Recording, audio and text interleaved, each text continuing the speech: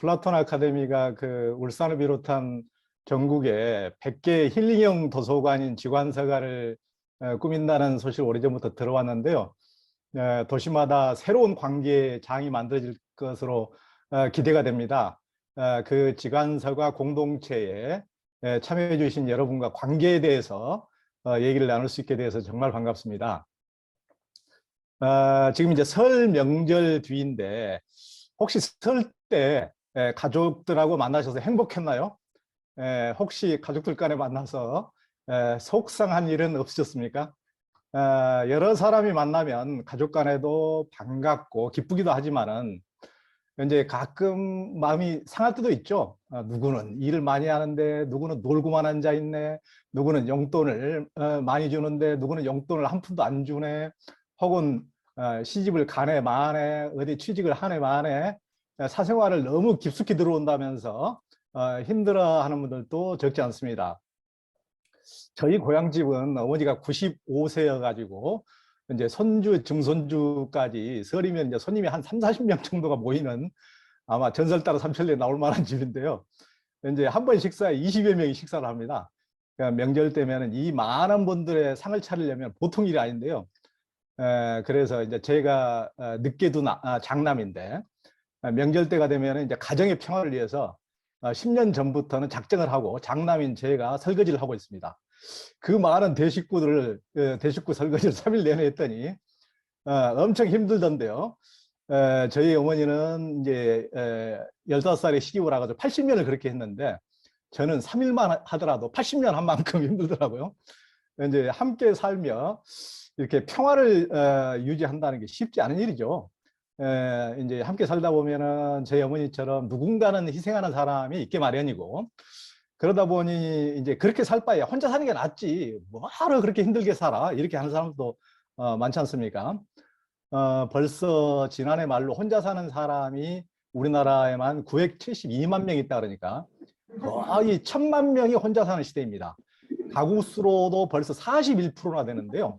혼자 사는 사람들이 이렇게 굉장히 엄청난 비율로 늘어나고 있더라고요. 몇 년 전 제가 봤을 때만 해도 30%였는데 벌써 몇 년 만에 지금 또 10%가 늘어난 겁니다. 이제 그러나 1인 가구라고 하더라도 이 세상 어느 누구의 힘도 빌리지 않고 혼자 힘으로 살 수 있는 사람은 실은 없습니다. 그만큼 관계는 삶의 전부라고 할 수 있습니다. 인간은 관계 속에서 행복하고 관계 속에서 상처를 받죠.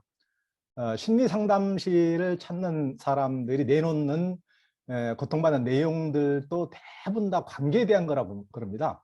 부부 간의 갈등, 부모 자식 간의 불통, 형제 간의 소외, 친구들 간의 소외감, 또 서운함, 이웃들 간의 다툼과 왕따, 이렇게 사람들이 받는 고통의 대부분이 관계소입니다.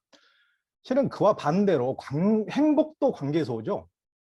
어떤 사람은 나는 혼자서도 잘 놀 수 있어, 이렇게 얘기를 하는데 결국 그가 혼자서 하는 것도 대부분 TV나 유튜브를 보거나 SNS를 하면서 직접 접촉이 아닌 디지털이긴 하지만은 전부 다 그것도 관계죠. 관계를 통해서 만족을 얻습니다. 요즘 사람들은 그 사람들을 직접 만나는 것이 너무 피곤하다면서 오직 디지털로만 관계를 맺는 사람들도 늘고 있는데요. 사람들 만나서 상처받느니 아예 상처 안 받게 그냥 디지털로만 접속하겠다 이러는 거죠. 저희가 이제 우린 다르게 살기로 했다는 책의 부제를 혼자는 외롭고 함께는 괴로운 이들을 위한 마을 공동체 탐방이라고 했더니 그게 굉장히 유행이 됐는데요. 현대인들은 혼자 살자니 너무 외롭고 함께 살자니 너무 괴롭고, 그러면 도무지 혼자 살아야 되느냐 함께 살아야 되느냐 어쩌면 좋을까라는 이제 딜레마에 빠져 있는데요. 동물 같으면은 이제 생긴 대로 살면 그만인데 인간에게는 이제 선택권이 있고 자유의지가 있으니까 오히려 그것이 더 이제 우리를 고민스럽게 하죠. 고민하다 보면은 이제 혼자 살면 너무 외로워. 그래, 인간이라면 사람과 어울려서 함께 사는 게 답이지 하고 함께 살아보려고 이제 결혼해봤지만은 또 결혼족이 되지 않습니까? 역시 함께 살자니 괴로워 하면서 이제 이러지도 못하고 방황하는 게 우리들의 삶입니다. 요즘에는 스마트폰이나 인터넷 게임에 빠져 지내는 사람이 많아서 친구가 아예 없는 사람도 꽤 되더라고요. 굳이 피곤하게 사람들과 접촉하지 않아도 즐길 거리가 있기 때문이죠. 이제 따라서 지금은 접촉이 아닌 접속의 시대입니다. 인터넷만 접속하면 되니까요. 이제 그러나 인간 DNA 속엔 수십만 년 동안 사회적 동물로서 접속이 아니라 접촉하면서 살아왔기 때문에 접속만으로는 그 깊은 허전함을 메우기가 어렵습니다. 따라서 요즘은 인간은 피곤하니까 애완견이나 고양이를 키우는 경우가 많은데요. 이제 그 애들을 접촉함으로써 인간을 접촉하지 못한 허전함을 대신 메우려는 거죠. 다른 동물들보다 사람은 유독 상처에, 관계로 의한 상처에 취약합니다. 동물 왕국을 한번 볼까요? 아프리카 세렝게티 초원에서 얼룩말이나 임팔라, 누 이런 동물들이 이제 평화롭게 풀을 뜯어 먹는데요. 그때 이제 사자와 표범이 조용히 다가와서 사냥을 하지 않습니까? 사자가 몰래 다가와서 얼룩말 무리 속에 뛰어들어 가지고 새끼 얼룩말, 그중에 제일 만만한 새끼 얼룩말을 낚아채서 이제 물어뜯고 죽이고 이제 잡아먹지 않습니까? 그런데 얼마 뒤면은 얼룩말들은 언제 그런 일이 있었냐는 듯이 평화롭게 또 풀을 뜯습니다. 우리로서는 도저히 이해가 안 가지 않습니까? 만약 우리들이 인간들 같으면은 사자가 우리 눈앞에서 왠지 우리 가족을 그런 식으로 뜯어먹어 버렸다고 합시다. 그러면은 인간들은 도저히 그런 그 기억 때문에 트라우마에서 헤어져 나오는데 엄청난 시간이 걸릴 겁니다. 그렇게 옆에서 자기 가족이나 친구들이 그렇게 피 흘리면서 사지가 뜯겨나가고 죽었는데 그 옆에서 잠시 뭐 한두 시간 지났다고 평화롭게 뿔을 뜯는다는 것은 인간으로서는 상상할 수 없지 않습니까? 그런데 그 인간은 그런 면에서 굉장히 어떤 그 이제 머리가 좋다고 그러지만 그 때문에 우리가 갖는 불안이나 두려움이 또 재앙이기도 하죠. 인간은 어려서 부모에게 받은 상처 때문에 평생 힘들어하는 존재이기도 합니다. 인간이 이렇게 이제 두뇌가 발달해서 발전된 문명을 이루고 이제 동물의 왕으로 동물들을 전부 다 이제 잡아먹기도 하고 또 짐승으로 부리기도 하고 이렇게 왕으로 군림하게 됐지만 심리적인 두려움과 불안으로 인한 고통은 어떤 동물들보다도 취약한데요. 농경사에서는 대부분의 사람들이 육체 노동을 했지만 지금은 대부분의 노동을 기계가 대신해 주기 때문에 전례 없이 편리해졌는데요. 기계가 우리의 마음까지는 어떻게 해줄 수 없습니다. 그런데 사람은 편리함의 노예가 돼가고 있는데요. 예전에 노예 해방은 됐지만은 우리는 다시 다른 식의 지금 노예가 돼가고 있는데요. 편리한 집에서 살고 편리한 가구와 편리한 전자기기들을 사기 위해서 돈을 벌어야 하기 때문에 하기 싫어도 인간들 꼴도 보기 싫어도 그 보기 싫은 꼴을 봐가면서 일터에 나가서 일을 해야 하고 그렇게 힘들게 일해서 편리한 것들을 사고 또 그럼 또 돈이 필요하니까 그 때문에 일터로 나가고 일하느라 가정이 소홀해져서 가정 불화가 일어나고 일터에 나가 경쟁하면서 또 상처를 받습니다. 그래서 소설가 김훈이 에세이에서 그랬지 않습니까? 밥벌이의 지겨움이라고. 그렇다고 과연 혼자 살 수 있습니까? 저도 예전엔 혼자만 살고 싶어가지고 인간들이 너무 지겨워서 산에 가는 것을 굉장히 좋아했는데요. 그때는 이제 히말라야도 아주 자주 갔습니다. 아마 그곳이 살만했으면은 지금도 저는 히말라야 설산에서 안 내려왔을 것 같아요. 그런데 그게 아니었습니다. 이제 서울에서 집에서 직장에서 너무 복잡되고 스트레스 받고 상처받다가 인간 군상들이 정말 꼴도 보기 싫어서 어렵게 휴가를 해서 한 달간 저 혼자 히말라야를 걷다 보면은 서울에서 인간들이 지겹다는 생각은 어디론가 금세 가버리고 어느새 나도 모르게 외로움이 밀려옵니다. 아, 인간이란 참 그러면 참 지겨워요. 이랬다 저랬다. 히말라야에서 이제 가다 보면은 샹글리라처럼 굉장히 경치 좋은 곳에서 눈부신 설산을 보고 너무 깜짝 놀라죠. 야, 그냥 그때까지 올라갔던 힘든 것이 싹 쉽게 내려가는 듯한. 그런데 실은 그 기쁨도 잠깐뿐입니다. 오래가지 않습니다. 왜 그럴까 생각해 보니까 그 엄청난 장면을 볼 때, 야, 멋있다, 그자?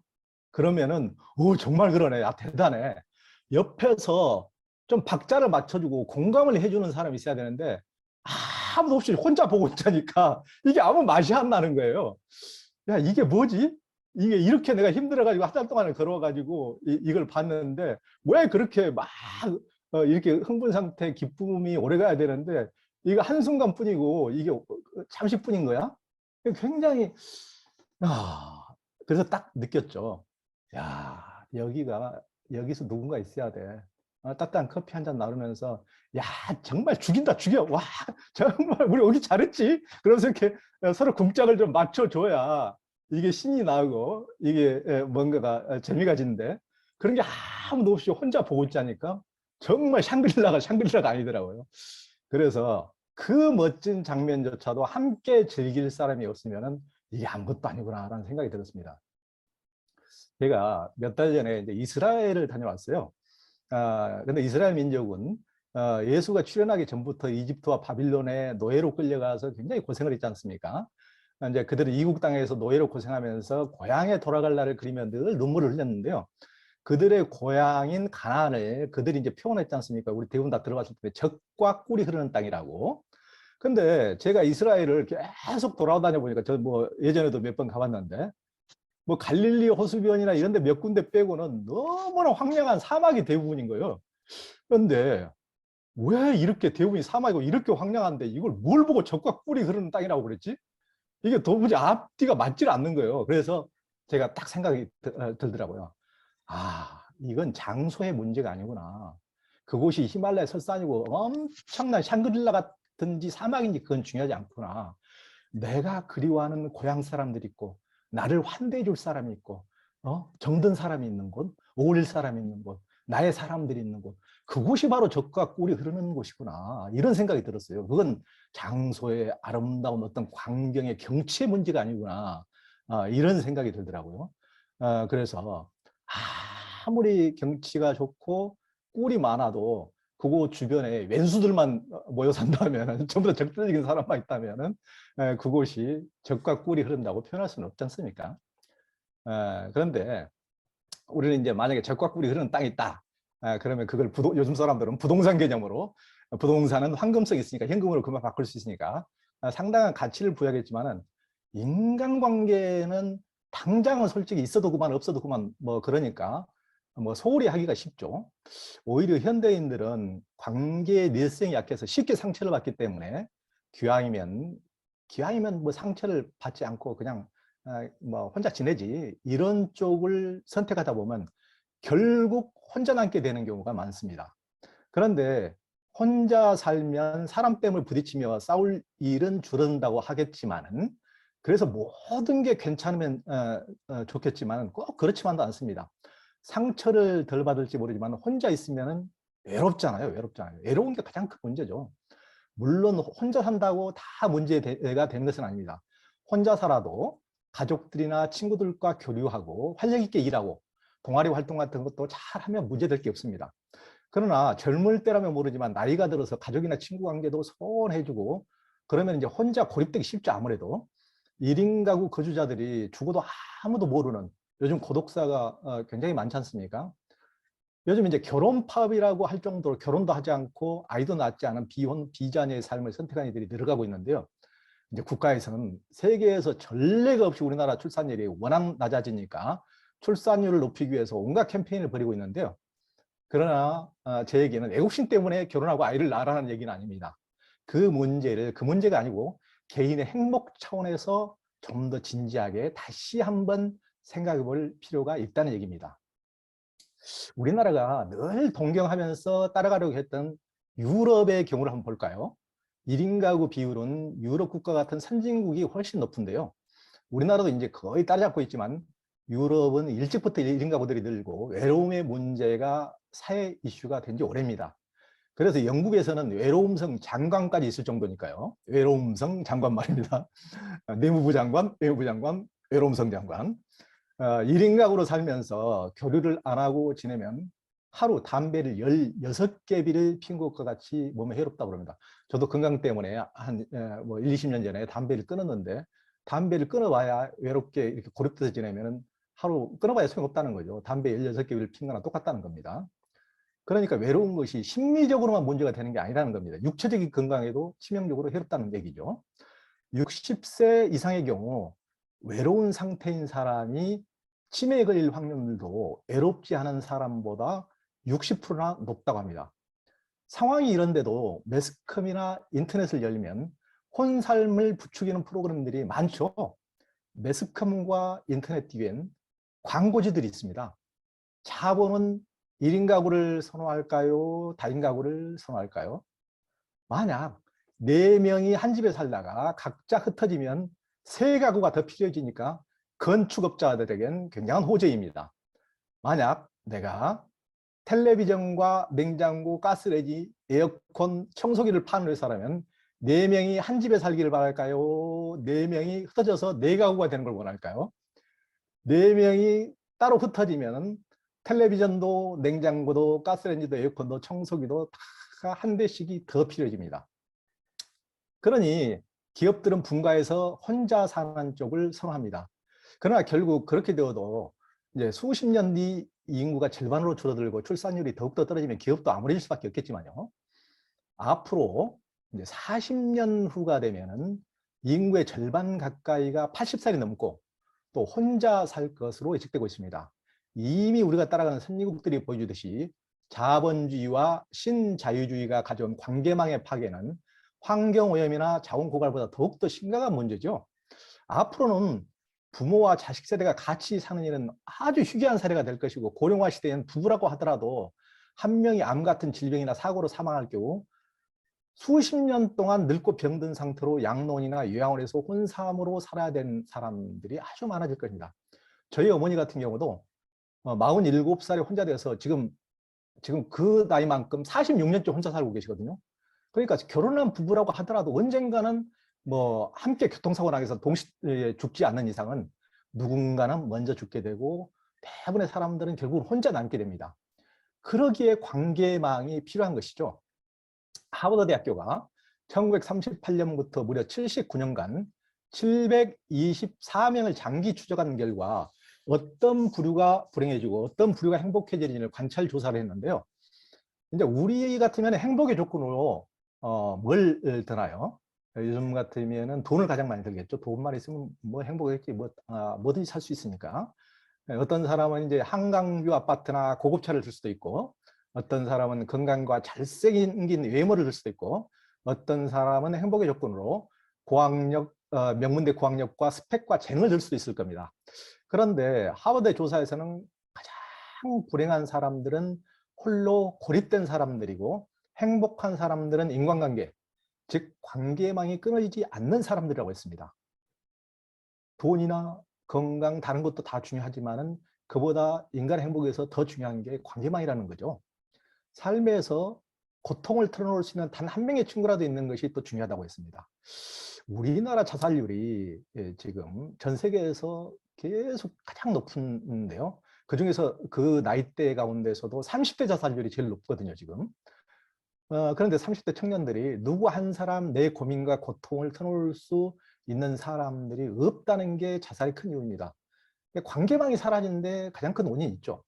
만약 자기가 죽고 싶을 만큼 지금 괴롭다.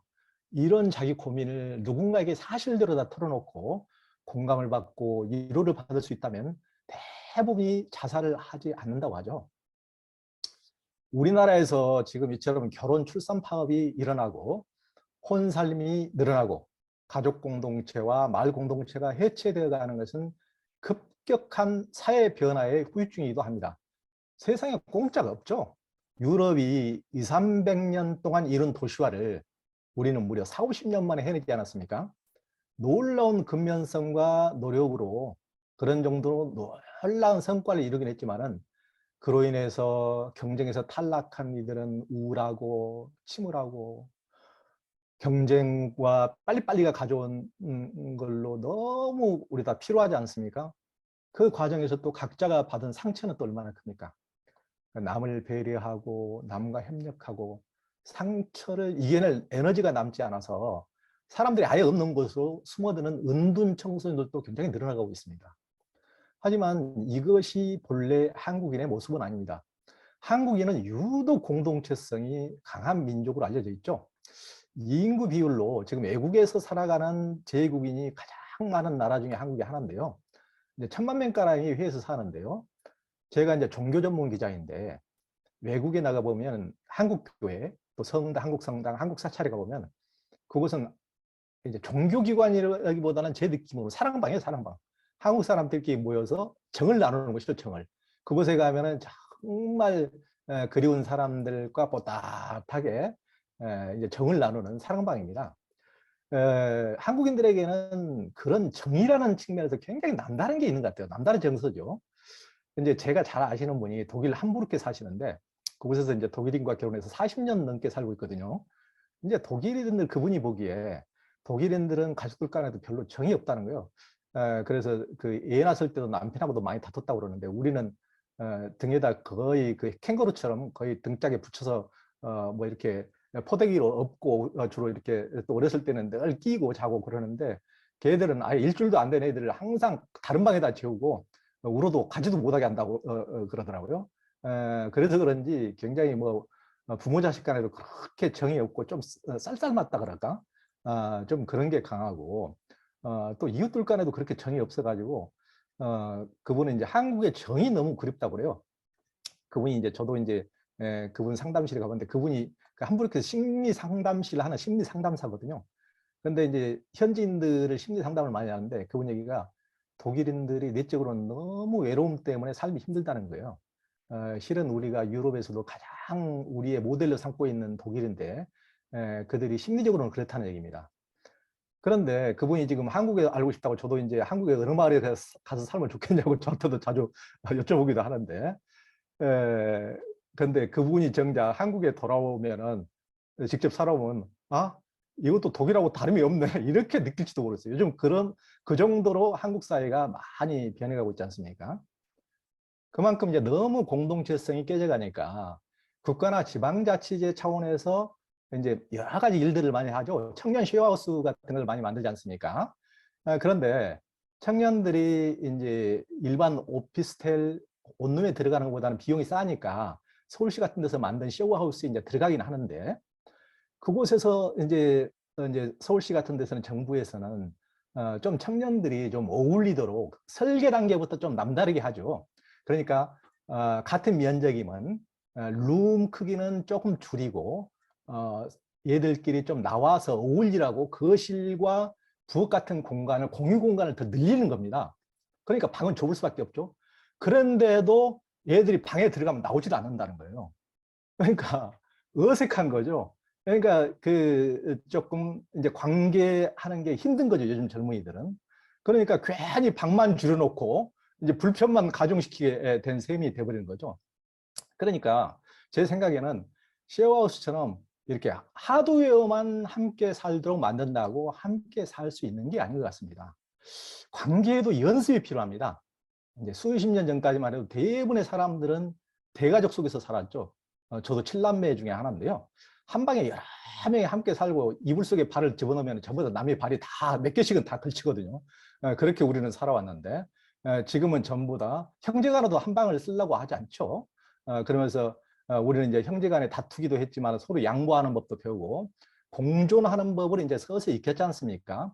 그러나 지금은 형제가 많아야 한두 명이고 형제 자매가 아예 없이 혼자인 경우도 굉장히 많죠. 그러다 보니까 함께 살아가는 훈련을 할 기회가 별로 없습니다.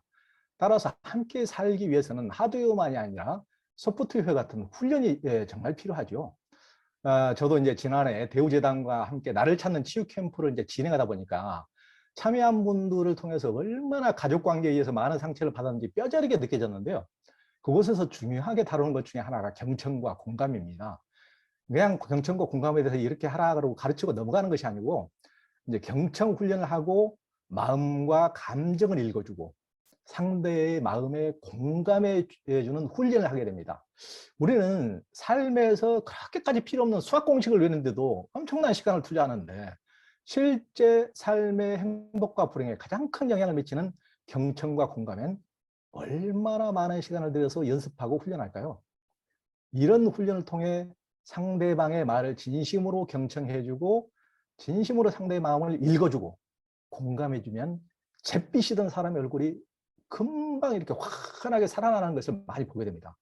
따라서 관계를 회복하기 위해서는 쉐어하우스를 짓고 마을 공동체 센터나 커뮤니티 센터를 짓는 것도 중요하지만 함께 살아갈 수 있는 훈련이 절실하다고 생각합니다. 그래서 장소만 마련한다고 그렇게 되는 것이 아니라는 얘기입니다. 관계에 의해서 상처받는 영혼을 가장 잘 치유할 수 있는 것도 실은 관계입니다. 어린 시절 부모가 안아주지 않아서, 달래주지 않아서, 폭력을 써서, 너무 억압을 해서 마음이 꽁꽁 얼어붙어서 평생 어려졌던 마음도 누군가가 그 마음을 읽어주고 알아주고 이해해주고 공감해주고 안아주면은 서서히 풀려가기 시작합니다. 함께 살아가기 위해서는 가장 필요한 게 관계의 상식입니다. 함께 살기 위한 황금률은 차이를 인정하는 것입니다. 인간은 다르다는 것이죠. 인간은 다를 수밖에 없다는 점만 인정해도 갈등과 다툼의 90% 이상은 해결할 수 있습니다. 각자 살아온 삶이 다르고 문화가 다르고 가정이 다르고 지금까지 먹고 살아온 게 다르고 배운 게 다르고 경험한 게 다르고 상처가 다르기 때문에 상황이나 사람을 보는 관점도 다를 수밖에 없습니다. 이런 다름을 인정만 해도 우리는 보통 다름을 인정할 줄 모르기 때문에 저 사람은 나와 같이 생각해주고 나와 같이 안 봐주기 때문에 보통 이렇죠. 어떻게 인간이 저럴 수가 있어? 어떻게 저렇게 볼 수 있어? 뇌가 없는 거 아니야? 어떻게 저렇게 멍청하지? 어떻게 저럴 수가 있느냐고 하면서 상대를 미워가 합니다. 그런데 인간이 원래 달라. 이런 것만 인정하더라도 그런 일은 현저하게 줄어들게 됩니다. 연애할 때는 좋기만 했던 청춘 남녀가 결혼을 해서 결혼족이 되는 것도 차이를 인정하지 않고 상대가 무조건 나를 인정해주고 사랑해주고 배려해주기만을 바라기 때문입니다. 자기가 그러면 상대도 똑같은데 말이죠. 연애할 때는 흥분 호르몬이 마구마구 나와가지고 웬만한 건 다 핑크 거품 속에 녹아듭니다. 그런데 결혼해서 매일 함께 살게 되면 가끔 볼 때처럼 가슴이 두근거리지도 않고 세로토닌 호르몬도 나오지가 않고 그러더라도 이제 관계를 계속 유지할 수 있어야 되는데요. 그러려면 서로의 차이를 인정하고 배려해야 되는데 그런 상식조차도 없는 경우가 대부분이어서 상대가 이렇게 싹 돌변할 줄 몰랐어. 결혼하기 전에 완전히 잘해준다고 그렇게 막 아부 발음으로 그렇게 하더니 이러기야? 이렇게 꽉 막힌 사람인 줄 몰랐어. 이런 사람인 줄 몰랐어. 라며 갈등을 일으키고 다투게 되는 것이죠. 실은 사람은 완벽하기 때문에 함께 살 수 있는 것이 아닙니다. 서로 미숙함을 인정하고 마음을 열고 소통하는 자세가 될 때 그것이 행복한 나눔이 시작되는 것입니다. 되게 자신은 괜찮은 사람인데 상대방이 다 문제라거나 자신은 완벽하다고 생각하는 사람일수록 꽉 닫혀 있는 경우가 적지 않습니다. 실은 뭐 저도 그럴 때가 많았지만요. 실은 세상에 완벽한 사람도 없지만 실은 완벽한 것이 아름다운 것이 아니죠. 더 아름다운 것은 겸허하게 경청하고 공감하는 태도입니다. 완벽한 것은 미숙한 광신도에게나 필요한 것이지 현실에서 정말 필요한 사람은 열린 사람이죠. 경청하는 사람이죠. 공감하는 사람이죠. 저도 이제 우린 다르게 살기로 했다라는 책을 낸 뒤에 서울시청 같은 데서 많은 데 강의를 했는데요. 그곳에서 받은 질문 중 가장 많은 게 공동체로 살면 싸우지 않느냐는 거예요. 근데 실은 싸우지 않으려는 게 가장 이상한 겁니다. 아예 싸움이 없다면 그것이야말로 가장 큰 문제입니다. 실은 히틀러를 따르는 하이 히틀러, 나치들은 싸울 일이 없거든요. 그 사람들은 보기 싫은 사람들은 싹 죽여버리기 때문에 같은 부류들끼리 모여서 그런 광신도에게는 싸울 일이 없는 거죠. 그러니까 세상 어느 곳에나 어느 정도 차별이나 불평등이 존재를 하고 부당함이 있기 때문에 우리는 힘들면 하소연도 하고 부당하면 싸우기도 하면서 조금씩 부당함을 시정해 나가고 그렇게 평등한 관계를 만들어가고 좀 더 나은 공동체를 만들어가는 것이죠. 그러기 위해서는 갈등도 꼭 나쁘다고만 볼 게 아닙니다. 나치 같은 경우는 보기 싫은 놈들은 다 가스실에 보내서 죽여버리니까 다툼이 있을 수 없는 거죠. 그런 강압적인 평화가 진정한 평화일 리가 없습니다. 따라서 하나의 갈등도 없는 것이 좋은 것이 아니라는 얘기입니다. 갈등과 다툼에 대해서도 열린 자세로 힘들면 하소연할 수 있고 항변도 할 수 있고 다른 의견도 개진할 수 있다는 것을 받아들이는 자세가 가장 필요하죠. 가족 간에도 다투기도 하고 부부 간에도 살다가 못 살겠으면 이혼도 하는데 공동체라고 아무런 일이 일어나지만은 무균질 실험실 같기를 바라는 것은 오히려 이상하죠. 우리는 싸우지 않는 것이 바람직한 것이 아니고 잘 싸우면서도 잘 이해하고 잘 화해하는 방법을 배워가야 합니다. 공동체도 마찬가지입니다. 너무 완벽한 공동체를 만들려고 하다 보면은 독재가 되기 쉽죠.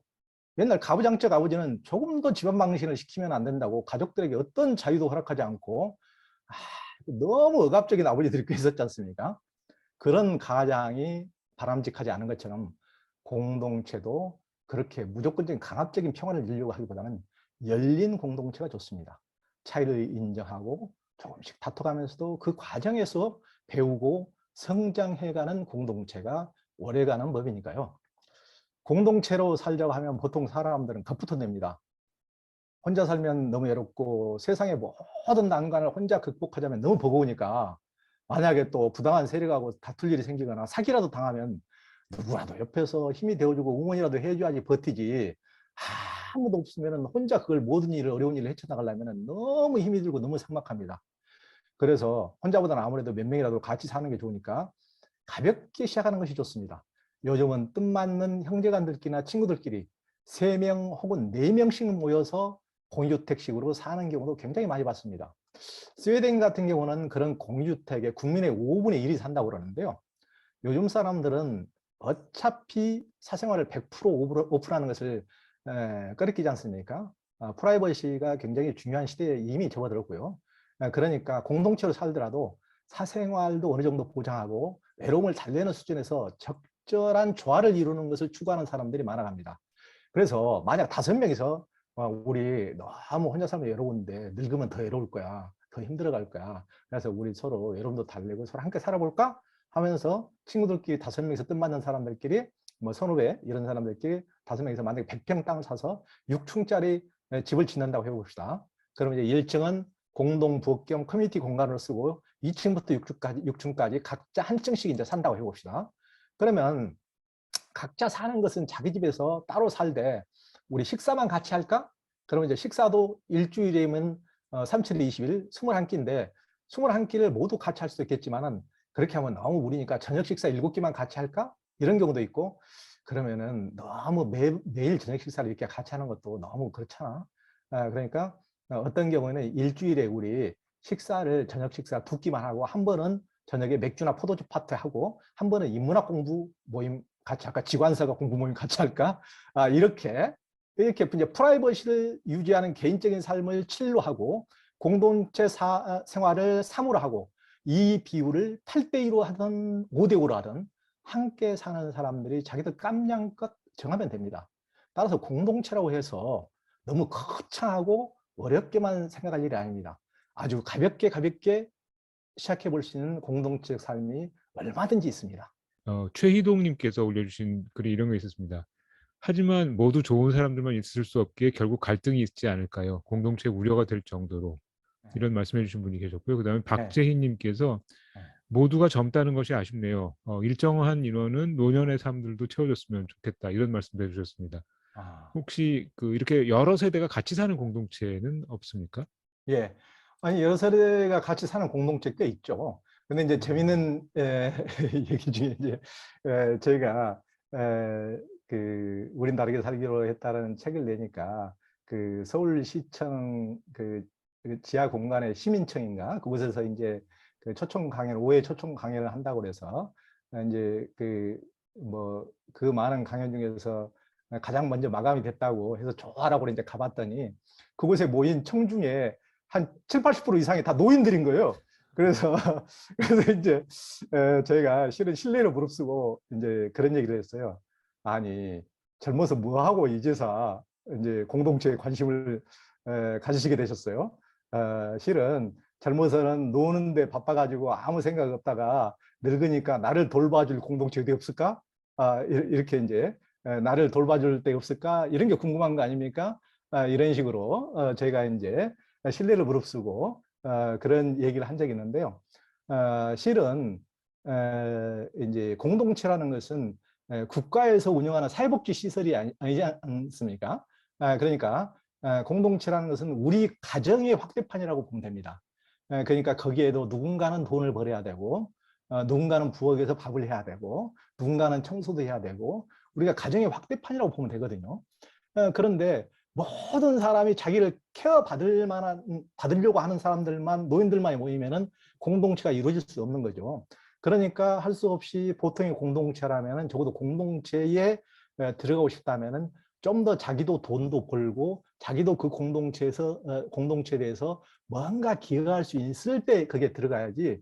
그런데 만약에 나이 들어가지고 자기 뭐 어렸을 때 아무것도 자식을 돌보지도 않은 사람이 7, 80대 가지고 너 나 돌봐줘 그러면 자식도 돌봐줄 자식이 요즘 세상에 별로 없는데 이제 공동체에서 노인들이 그런 식으로 하면은 그 공동체가 받아주기는 현실적으로 어려운 얘기죠. 그러니까 그런 부분이 공동체는 국가나 지방자치단체에서 운영하는 사회복지 시설이 아니고 국가 시설이 아니고 가정의 확대판이라는 점을 그런 점을 현실적으로 이해를 했으면 합니다.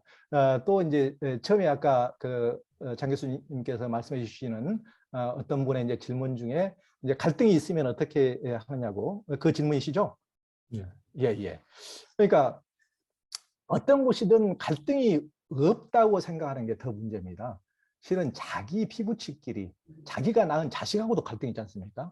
자기 자식도 요즘에 옛날처럼 막 강압적으로 하면은 어떤 누구도 안 먹어줘요. 옛날에는 할 수 없이 시대 상황에 따라서 아버지가 얘기하면 꼼짝 못하고 뭐 당하고 매도 맞고 했지만은 요즘에는 이제 그렇게 하기 어려운 시대지 않습니까? 그러니까 자기가 낳은 자기 속으로 낳은 자식조차도 자기가 함부로 할 수 없는 시대인데 남들하고 살면서 아무 일도 없으리라는 것은 아무 일도 없기를 바라면은 나치 시대에 살기를 바라는 거죠. 그냥 보기 싫은 놈들은 싹 없애버리면은 아무 일도 없고 이럴 수 있으니까요. 근데 그것이 진정한 평화일까요? 그런 게 아니지 않습니까?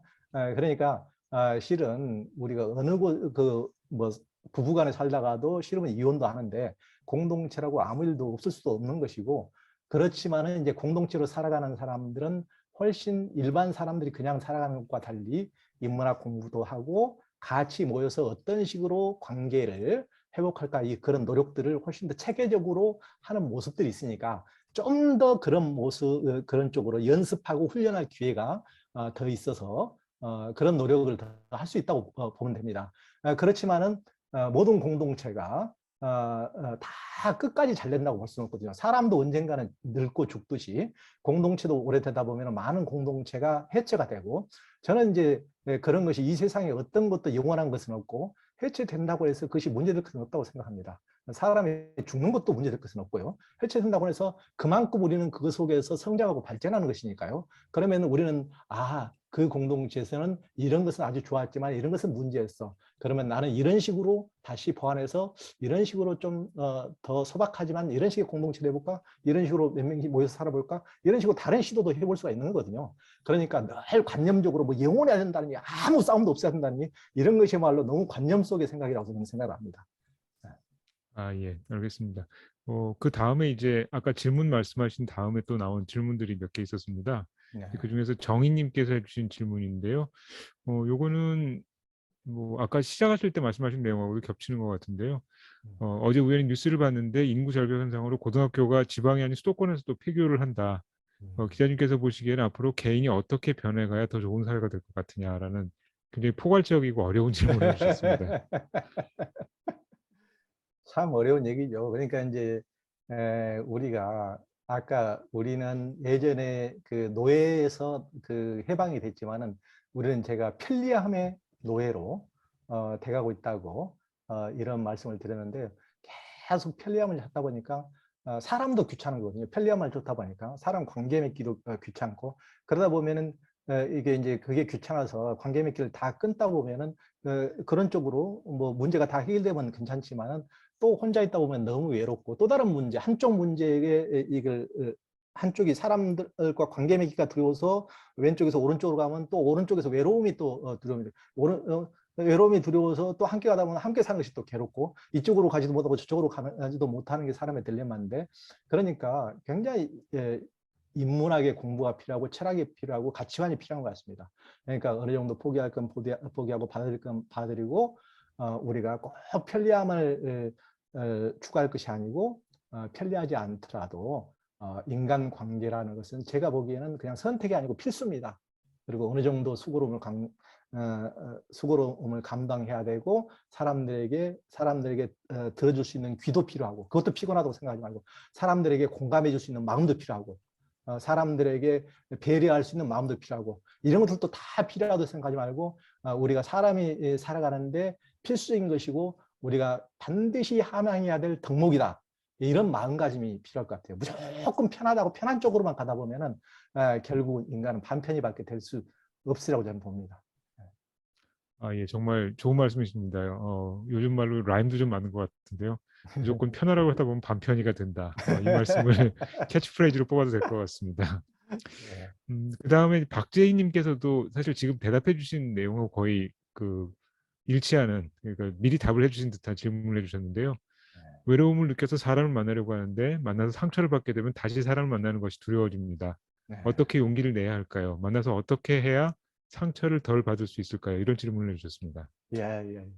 사람 만나서 그 상처를 받는 것은 당연한 것이죠. 그러니까 우리가 뭐 그 전혀 다른 사람들끼리 만나는데 실은 뭐 한 집에서 우리가 제일 보통은 제일 가깝다고 생각하는 사람이 보통 자기들이 엄마라고 생각하는데 자식 입장에서 엄마하고 지내더라도 그 생각이 안 맞고 너무 차이가 많잖아요. 저도 멀리 있으면 항상 그립다가도 명절 때 3, 4일 같이 지내보면 속 터질 때도 저도 많습니다.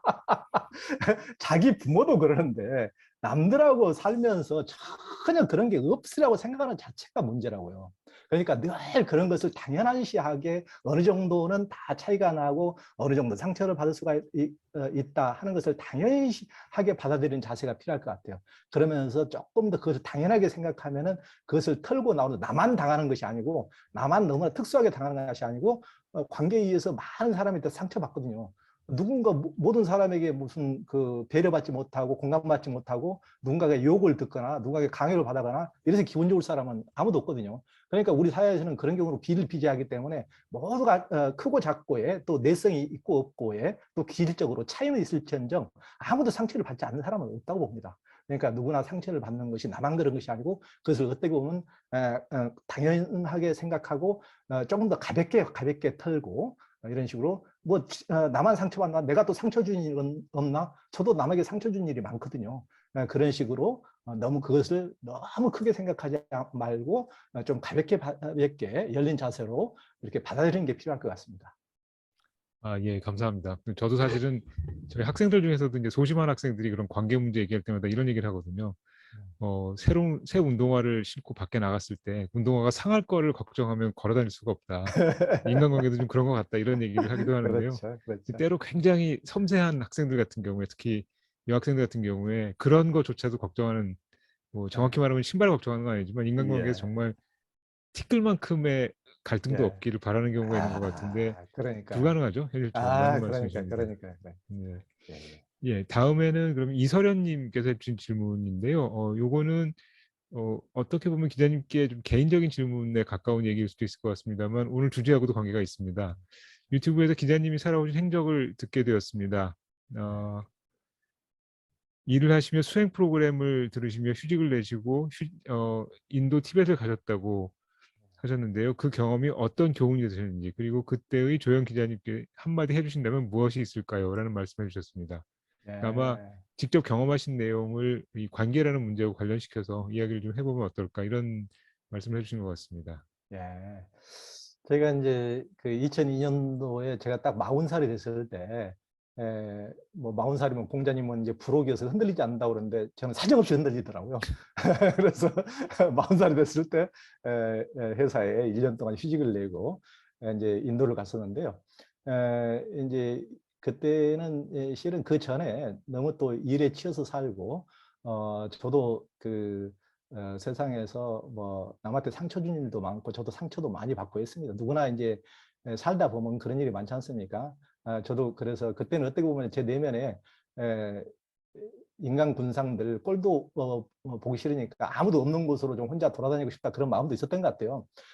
이제 그런 것도 있었던 것 같은데 그러다 보면은 또 인간은 혼자 살 수 없다는 것을 많이 뼈저리게 느끼기도 하고 또 그렇게 보기 싫었던 사람들도 또 그립기도 하고 또 그러면서 또 전혀 이렇게 낯선 곳에서 이렇게 여행을 하다가 보면은 뭐 저한테 물론 피해를 주는 사람도 있지만은 전혀 아무런 조건 없이 선의로 도와주는 사람도 너무 많더라고요.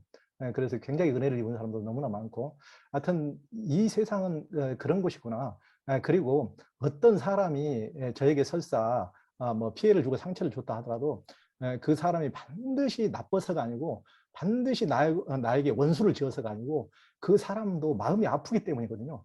그 사람도 뭔가 해소되지 않은 뭔가가 있기 때문에 제가 젊었을 때 그 해소되지 않은 것 때문에 많은 사람들을 미워하고 증오했듯이 그런 식의 질풍노도의 시기를 살았듯이 그런 식으로 자기 아픔을 투사한 거기 때문에 그것을 좀 더 사람이 좀 성숙해지면은 그것을 이제 좀 더 연민심으로 바라보게 되지 그것을 저놈이 나를 왼수로 알고 저렇게 나한테 욕을 하고 눈에 쌍시미를 켜놓거나 이제 꼭 상대방이 나빠서라기보다는 그도 아픈 사람이라는 이렇게 생각하게 된 것 같습니다. 저도 인도를 이렇게 돌아다니면서 그런 식으로 훨씬 더 그런 쪽에서 조금 더 이제 좀 폭이 넓어졌다 그럴까요? 사람에 대해서 또 열린 계기가 됐다 그럴까요? 그런 계기가 됐던 것 같습니다. 아, 예. 아까 말씀하셨던 그 샹그릴라도 혼자 보면 재미없다는 것도 개인적인 체험에서 나오신 것 같습니다. 예, 예. 예, 그리고 최선희님께서 오늘 PPT에 나오는 공동체를 하나씩 찾아보고 싶다고 말씀하시면서 PPT를 받아볼 수 있을까요?라고 예, 해주셨는데요. 예, 예. 혹시 예. 기자님께서 쓰신 책 중에서 이런 내용을 소개하고 있는 책이 있다면 책을 소개해 주시면 뭐 아, 일석이조가 될 것 같습니다. 저희는 정보도 없고 예, 기자님은 예, 예. 예, 제가 책을 한 권이라도 읽히실 수 예, 있고요. 우린 다르게 살기로 했다는 책에 아주 상세하게 아, 적어놨습니다. 예. 알겠습니다. 궁금하신 분들은 우린 다르게 살기로 했다를 예. 구입하시면 될 것 같습니다. 예. 예, 안 읽으셔도 일단 구입은 하시는 게 좋을 것 같습니다.